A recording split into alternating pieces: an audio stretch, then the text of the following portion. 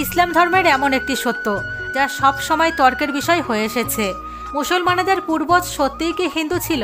সত্যিই কি মুসলমানদের পূর্বজ গুরু শুক্রাচার্য ছিল?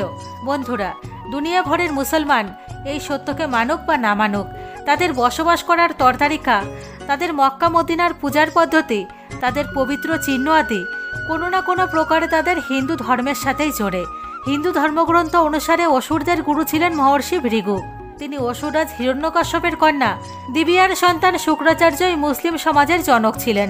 শুক্রাচার্য রাক্ষসদের বংশ বাঁচানোর জন্য ভগবান শিবের আরাধনা করেন, যাতে কে ভগবান শিব প্রসন্ন হয়ে নিজের স্বরূপ শিবলিঙ্গ শুক্রাচার্যকে প্রদান করেন আর বৈষ্ণবদের থেকে দূর রাখার জন্য তাকে বলেন। ভগবান শিবের এটি স্পষ্ট আদেশ ছিল যে যদি কোনোদিন কোনো বৈষ্ণব এর উপর গঙ্গাজল ছিটিয়ে দেয়, ওই দিন রাক্ষস বংশের নাশ হয়ে যাবে। শুক্রাচার্য মহাদেবের দেয়া শিবলিঙ্গকে ভারতবর্ষ তথা হিন্দুদের থেকে দূরে নিয়ে গিয়ে একটি মরুভূমিতে স্থাপিত করেন, আর যাকে আজ আরব দেশের মক্কা মদিনার নামে জানা যায়। এমনকি আরব দেশের নাম শুক্রাচার্যের পুত্রের নাম আরবের নামের থেকেই হয়।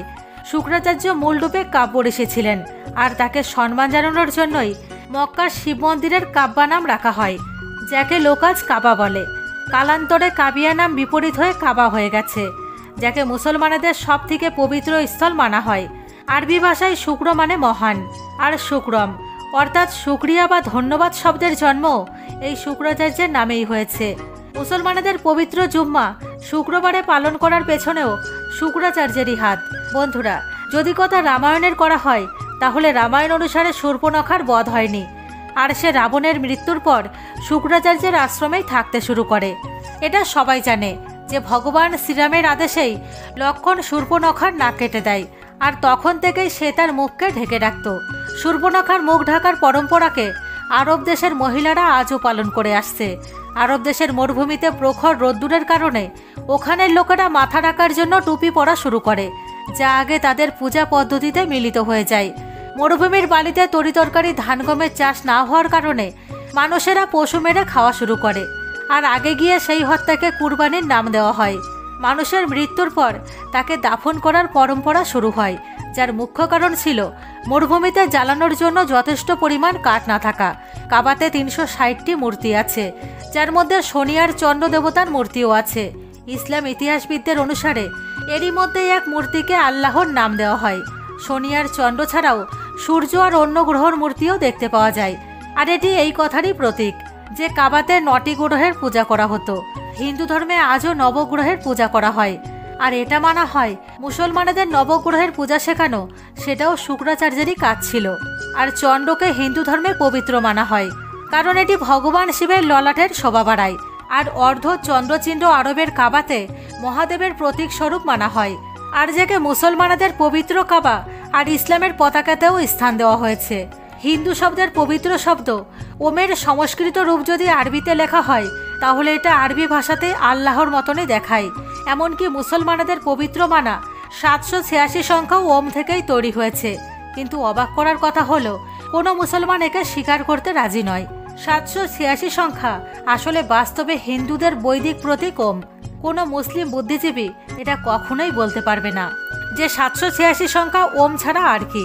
মুসলিমরা কাবাতে গিয়ে কাবার 7 বার পরিক্রমা করে, যা অনেক আগের থেকেই চলে আসছে।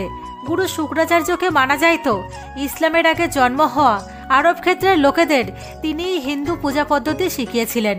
মক্কা থেকে কিছু দূরেই একটি সাইনবোর্ড লাগানো আছে, যাতে পরিষ্কার ভাষায় লেখা আছে এখানে নন মুসলিমদের প্রবেশ নিষেধ। আর এই সাইনবোর্ডকে ওই সময়ের প্রতীক মানা হয় যখন ইসলামের শুরু হয়েছিল।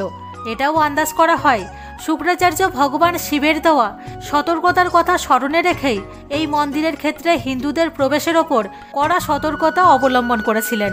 আর আপনারা তো সকলেই জানেন, যেখানে যেখানে ভগবান শিবের মন্দির থাকে সেখানে সেখানে মা গঙ্গা অবশ্যই বাহিত হয়, মানে ভগবান শঙ্করের নিকট মা গঙ্গা অবশ্যই থাকেন। হিন্দু মন্দিরের এই রীতিনীতিও কাবার সাথেই জড়িত, আর মন্দিরের সাথে পবিত্র গঙ্গা জলের স্রোত স্থিত, যাকে জমজমের পানির নামে জানা যায়। বন্ধুরা, এই সমস্ত কথা শোনার পর আপনাদের হয়তো বিশ্বাস হবে না বা হজম করতে কষ্ট হবে যে ইসলাম ধর্মের উৎপত্তি গুরু শুক্রাচার্যের দ্বারাই হয়েছিল, আর মুসলিম মজহবের এই সমস্ত মানুষেরা শূর্পণখারই বংশধর। যদি আপনাদের সত্যি বিশ্বাস করতে অসুবিধা হয় বা কষ্ট অনুভব হয় তাহলে পুরানো দিনের মক্কার ইতিহাসকে একটু নাড়িয়ে দেখবেন। ভিডিও ভালো লাগলে অবশ্যই চ্যানেলটিকে সাবস্ক্রাইব করবেন। আর যদি আপনিও হয়ে থাকেন একজন প্রকৃত সনাতনী হিন্দু তাহলে অবশ্যই কমেন্টে লিখবেন হর হর মহাদেব। ধন্যবাদ।